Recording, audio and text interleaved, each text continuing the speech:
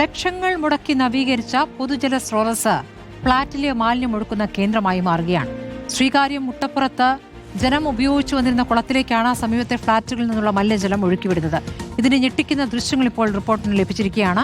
Kadakampally Surendran MLA ഫണ്ടിൽ നിന്നും 40 ലക്ഷം രൂപ ചെലവഴിച്ച് ആധുനിക രീതിയിൽ നവീകരിച്ച കുളമാണ് ഇപ്പോൾ നാശത്തിന്റെ വക്കിലുള്ളത്. പ്രദേശത്തെ തോടുകളും കിണറുകളും മലിനമായതോടെ ജലജന്യ രോഗങ്ങളുടെ ഭീതിയിലാണ് നാട്ടുകാർ. നല്ല രീതിയിൽ ആൾക്കാർ കുളിക്കുകയും നനയ്ക്കുകയും എല്ലാം ചെയ്തുകൊണ്ടിരുന്ന കുളമാണ്. പക്ഷേ കുറച്ച് വർഷങ്ങൾക്ക് കഴിഞ്ഞ് ഈ ഫ്ലാറ്റുകാരൊക്കെ വന്നതിന് ശേഷം ആണ് ഈ കുളം ഇത്തരത്തിൽ ഇങ്ങനെ കിടക്കുന്നത്.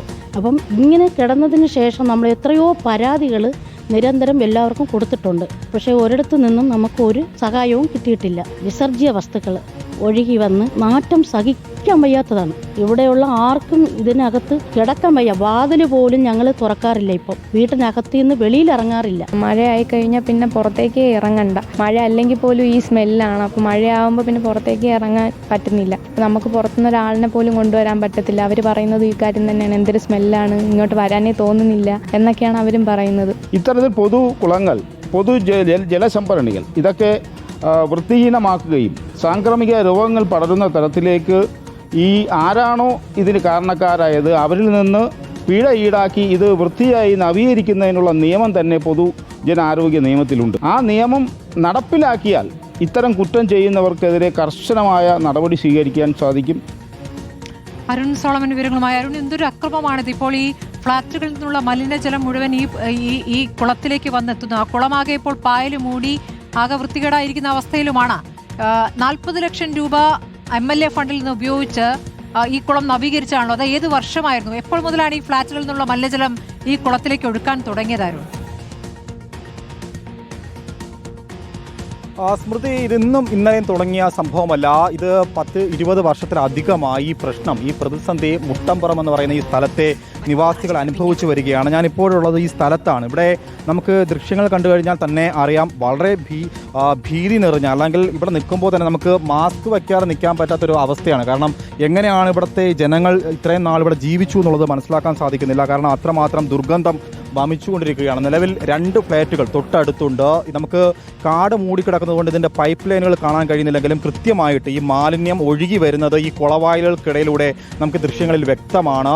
ഇവിടെ കഴിഞ്ഞ കുറേ നാളുകളായിട്ട്, അതായത് ഈ വർഷങ്ങളെന്ന് പറയാൻ കഴിയില്ല, കാരണം 10-20 വർഷത്തിലധികമായി ഈ പ്രതിസന്ധി തുടരുന്നുണ്ട് എന്നുള്ളതാണ് ഏറെ ഇവിടുത്തെ ജനങ്ങളൊക്കെയും പങ്കുവെക്കുന്നത്. 2 പ്രധാനപ്പെട്ട നമുക്ക് കാണാൻ കഴിയുന്ന ഒരു ഭാഗത്തോട് ഇപ്പോഴും ഈ മലിനജലം ഒഴുകി വരുന്നത് ഈ ദൃശ്യങ്ങളിൽ കാണാം. പക്ഷേ 2 തവണയായിട്ട് ഇവിടെ ഈ കുളം കടകംപള്ളി സുരേന്ദ്രൻ നവീകരിച്ചു എന്നുള്ളതാണ്. അത് കഴിഞ്ഞ വർഷം 2024-25 കാലത്തും നവീകരിച്ചു. അതായത് ആദ്യഘട്ടത്തിൽ 25 ലക്ഷം രൂപ നവീകരിക്കുക എന്ന് പറയുമ്പോൾ കുളം ശുചീകരിക്കുന്നു. പക്ഷേ കുളത്തിലേക്ക് വീണ്ടും മലിനജലം വരുന്ന സാഹചര്യമുണ്ടല്ലോ.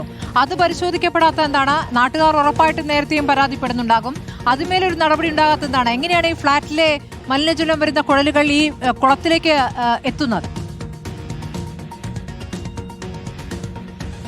സ്മൃതി, തലസ്ഥാന നഗരം ജലപ്രതിസന്ധി, പ്രത്യേകിച്ചും കുടിവെള്ള പ്രതിസന്ധി കൊണ്ട് വീർപ്പ് മുട്ടുമ്പോഴാണ് ഇത്തരത്തിൽ പൊതു ഉറവിടങ്ങൾ, പ്രത്യേകിച്ചും കുളങ്ങളൊക്കെ മലിനപ്പെട്ട് കിടക്കുന്നത്. ശ്രീമരട്ട, ഇവിടെ 2 തവണ കുളം നവീകരിച്ചു. എങ്ങനെയാണ് നവീകരിച്ചത്? ഈ മാലിന്യം ഇപ്പോഴും ഒഴുകിയെത്തുകയല്ലേ?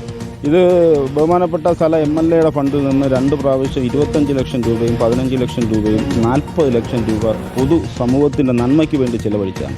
സ്വാഭാവികമായിട്ട് നവീകരിക്കുമ്പോൾ ഈ പൈപ്പ് സ്വാഭാവികമായിട്ടും അന്ന് വളരെ ശ്രദ്ധിച്ച് എല്ലാവരും നോക്കിയിട്ടും അത് കണ്ടെത്താൻ കഴിഞ്ഞില്ല.